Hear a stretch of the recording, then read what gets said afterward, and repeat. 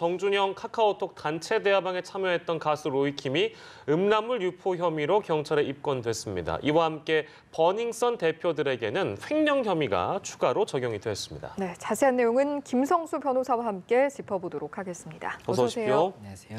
네, 어제까지만 하더라도 참고인 신분으로 조사를 받을 것이다 이런 얘기가 나왔었고 귀국해서 조사받는 과정 중에서 혹시나 뭐 또 혐의점이 드러난다면 피의자 신분으로 전환될 수 있다라는 보도는 있었거든요. 근데 오늘 갑작스럽게 피의자 전환 소식이 들려왔습니다. 그럼 그만큼 이제 혐의점을 제대로 잡았다 이렇게 봐야 되는 걸까요?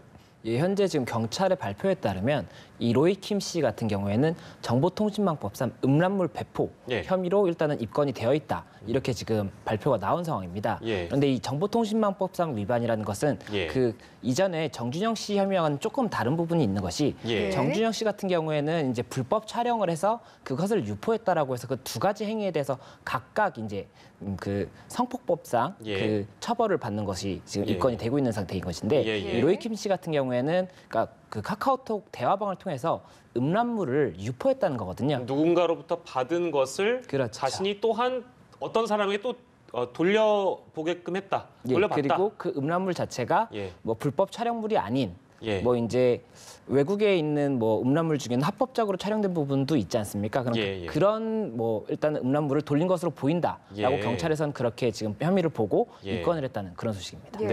로이킴 씨 같은 경우는 이제 혐의에 대해서 조사가 신속하게 이루어져야 하는 상황이고 최종훈 씨 같은 경우에는 뇌물을 건네려 한 부분에 대해서 인정을 했다고 하죠. 네, 맞습니다. 현재 알려진 바에 따르면 최종훈 씨는 본인이 경찰에게 그 당시에 음주운전을 좀 단속을 무마해달라고 이야기를 하면서 돈을 주겠다라고 이야기한 사실을 인정했다고 지금 알려져 있습니다.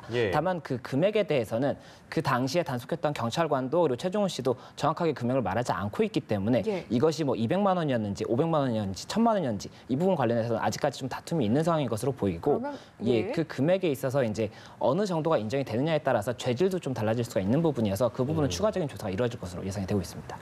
그래요? 그럼 처벌 수위 역시 지금으로서는 추측을 하기가 좀 어렵겠네요. 일단은 그 일반 형법상의 뇌물죄는 5년 이하의 징역 또는 2천만 원 이하의 벌금을 규정을 하고 있고 이제 3천만 원 이상의 뇌물을 이제 주려고 했다고 한다면 특가법상 뇌물죄가 적용이 되기 때문에 유기징역 5년 이상이 이제 최소 징역형이 되는데 지금 현재 이야기가 나온 게 200만 원이냐 1000만 원이냐 이 부분 가지고 다툼이 있기 때문에 뭐 일단은 특가법에 적용은 되지가 않을 것으로 보이고 뭐 200만 원이냐 1000만 원이냐 그 죄질의 차이가 조금은 있기 때문에 그 금액에 따라서도 처벌의 수위가 조금 달라질 수가 있어서 아직까지는 조금 예상이 어렵다고 보입니다. 정확하게 사실관계를 바로잡자면 그러니까 200만 원이냐 1000만 원이냐를 다투고 있다는 것은 그 현장에 나왔던 경찰관과 최종훈 씨의 그 의견이 다르다는 것이죠? 그러니까 지금 현재 금액에 대해서는 정확히 어떻게 진술하고 있는지에 대해서 정확하게 알려진 바는 없지만 당초에는 뭐 이제 최종훈 씨는 200만 원을 주려고 했었다라고 이제 언론에서 보도가 나왔었고 이제 그 카카오톡 대화방에서는 그 친구들에게는 내가 1000만 원을 주려고 했었다 뭐 이런 이야기가 나왔었기 때문에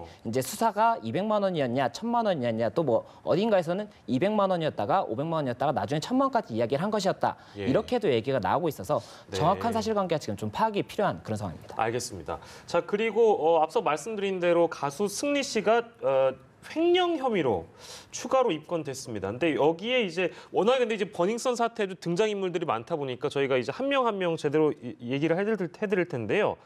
클럽 관계자하고요. 린사모라고 알려진 이 이제 외국 사람이시죠. 외국 분이신데 린사모의 측근을 횡령 혐의로 입건했습니다. 그러니까 이게 어떤 내용인지 좀 정리가 필요한 것 같아요.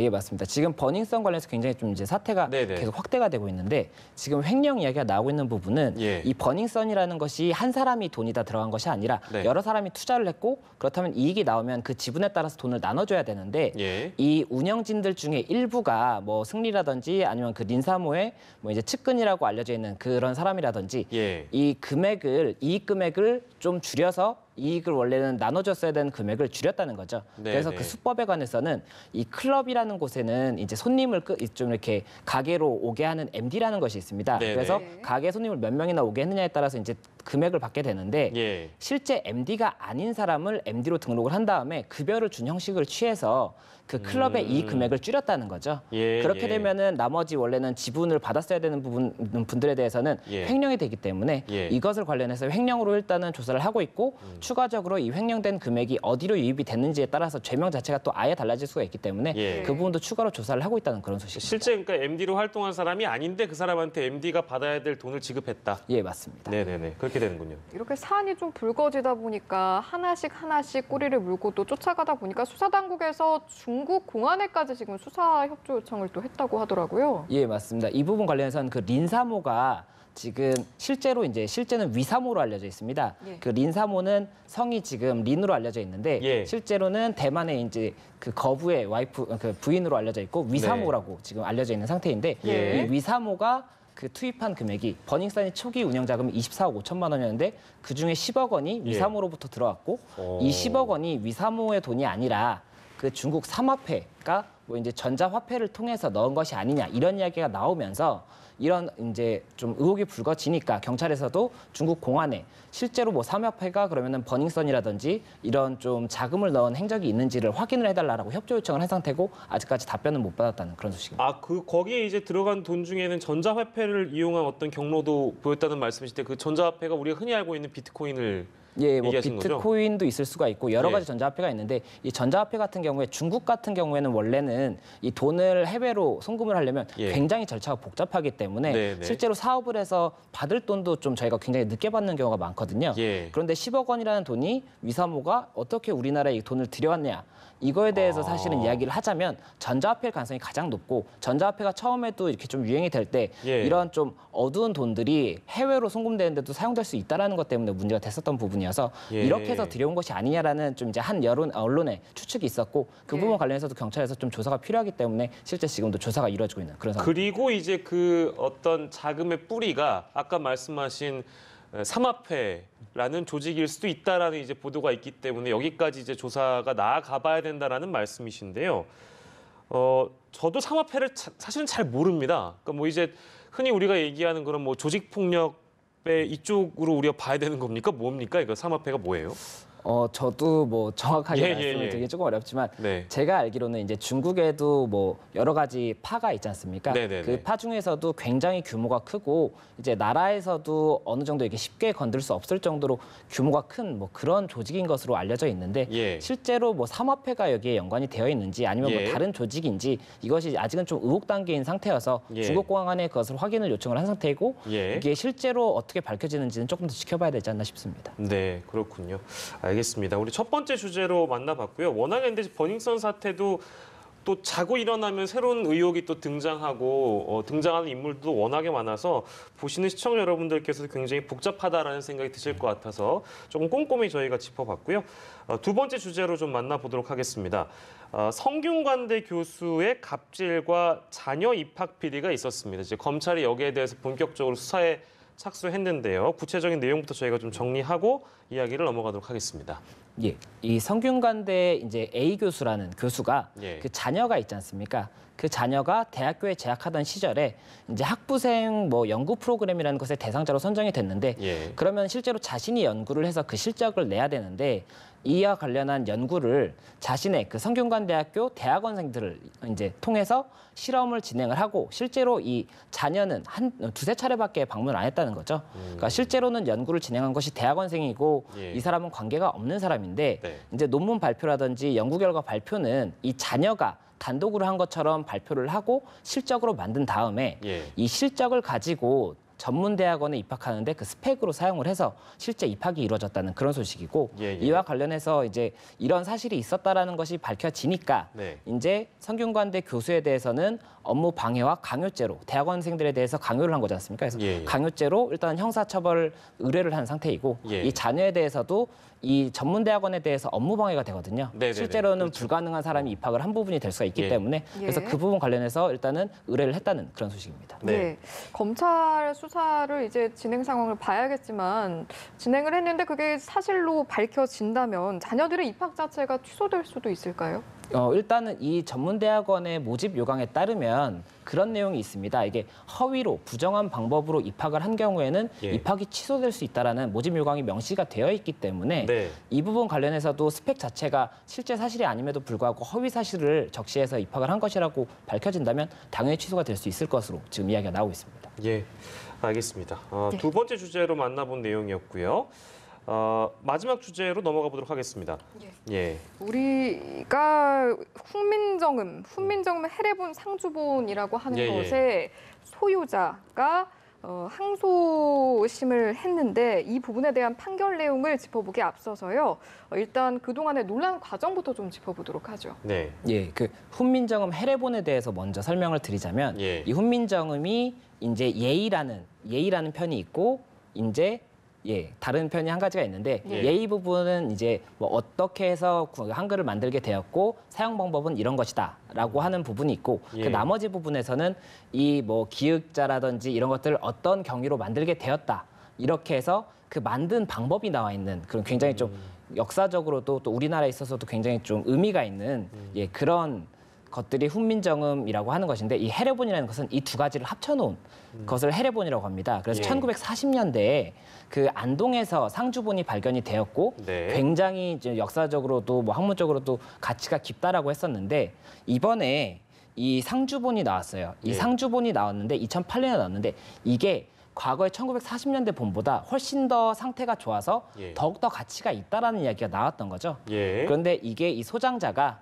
이것이 자신의 것인데 네. 국가에서 뭐 어느 정도 금액을 지불하면 뭐 매각하겠다 뭐 이런 이야기도 잠깐 나왔었고 예. 뭐 이렇게 좀 이야기가 나오는 상태에서 이 이전 소장자가 이게 원래는 내가 갖고 있는 것인데 이 예. 소장자가 절도해 간 것이다. 훔쳐간 것이기 때문에 내 것이다라고 소송을 하게 됩니다. 예. 그래서 소송하면서 굉장히 좀 긴 공방이 이루어졌는데 실질적으로는 결과적으로 그 민사소송에서는 절도 사실이 뭐 인정이 되었는지까지는 정확히 알려지지 않았지만 예. 어쨌든 소유권이 그 전에 고소적상을 했던 그 전 소장자 것이라고 확인이 됐고 예. 이 소장자는 이제 돌아가시면서 국가에 이 책을 기부하겠다라고 이야기를 했거든요. 예. 그래서 이제는 국가가 그 소유권을 본인들이 갖고 있기 때문에 이것을 달라라고 강제 집행을 하려고 했는데 예. 이 이제 소장자는 국가가 갖고 있는 것이 아니고 예. 실제로는 내가 또 이 관련 형사 사건이 있었는데 절도죄는 또 무죄가 나왔거든요. 그래서 예. 절도죄는 무죄가 나와서 내가 훔친 것이 아니기 때문에 예. 이것은 다시 다퉈볼 여지가 있고 그렇기 때문에 이 강제 집행 뺏어가는 것을 막아달라라는 소송을 해서 그 소송이 지금 이번에 항소심이 또 소장자가 패소했다는 그런 소식인 겁니다. 네, 그러니까 두 차례다 이제 1심에 이어서 2심에서도 마찬가지로 재판부가 이제 그런 이유로 기각 판결을 내렸다. 네, 맞습니다. 네, 라는 말씀이신데요. 그러면 이게 이제 소송 결과가 확정이 되면 그 문화재청에서 이거를 그럼 그냥 예를 들면 상주본을 우리가 보통 회수를 하는 그 강제 집행이라고 하나요? 예, 그런 맞습니다. 것들을 해도 되는 건가요? 어떻게 되는 건가요? 그럼 절차가?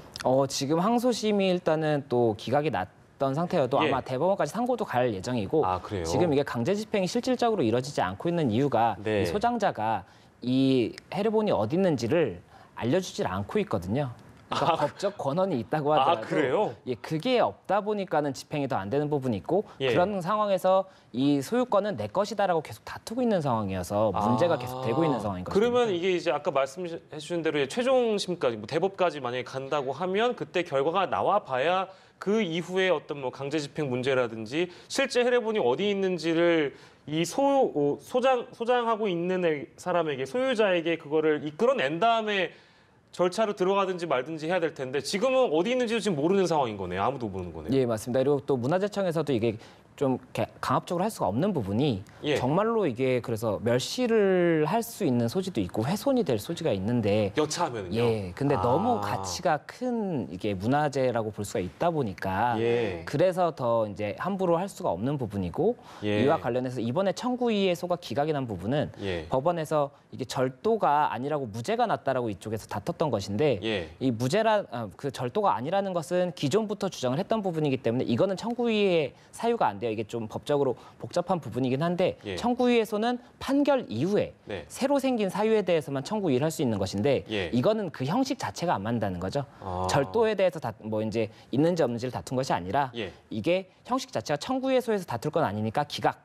이렇게 했고 그러니까는 이제 이 소장자가 예. 재심을 걸게 됩니다. 예, 예. 재심을 걸게 되면 청구유예소랑 다르게 이전에 있던 그 소송 자체를 예. 다시 한번 열어보겠다는 거죠.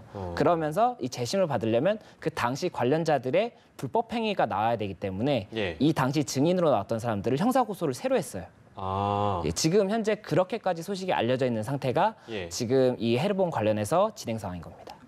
그럼 아무래도 법적 공방이 더 어렵네요. 이어질 가능성이 매우 네. 높겠네요. 네. 예, 법적 공방도 문제고 이제 실제로 승소가 다 완료가 된다고 하더라도 받는 것에 있어서는 훼손 없이 받으려면 좀 많은 협조가 필요한 상황이어서 어떻게 진행될지 좀 굉장히 많은 관심이 좀 주목이 돼야 되지 않나 싶습니다. 아니 이게 특별히 지금 변호사님께서 어렵게 설명해 주신 게 아니라 이 내용 자체가 지금 어렵고요. 예, 맞습니다. 이 법적으로도 쟁점이 되고 있는 사항들이 굉장히 좀 복잡해서 이걸 어디서부터 풀어가야 되는지 이제 듣는 저도 굉장히 어려운데 그럼 이게 이제 좀 막연한 이걸 어떻게 보면 이 어떤 법정 공방이라는 것이 언제쯤 끝날까라고 우리가 딱 예측하기 좀 어려운 상황이라서 그래도 이제 전문가시니까 사후의 상황을 어떻게 전망해 볼 수 있을까요? 예를 들면 대법 판결을 기다려야 되고 헤레본이 있는 위치가 나와야 되고 문화재청에서 예를 들면 강제 집행을 하려면 그때까지 기다려야 되고 그러니까 시기나 방법이나 절차가 다 복잡하거든요.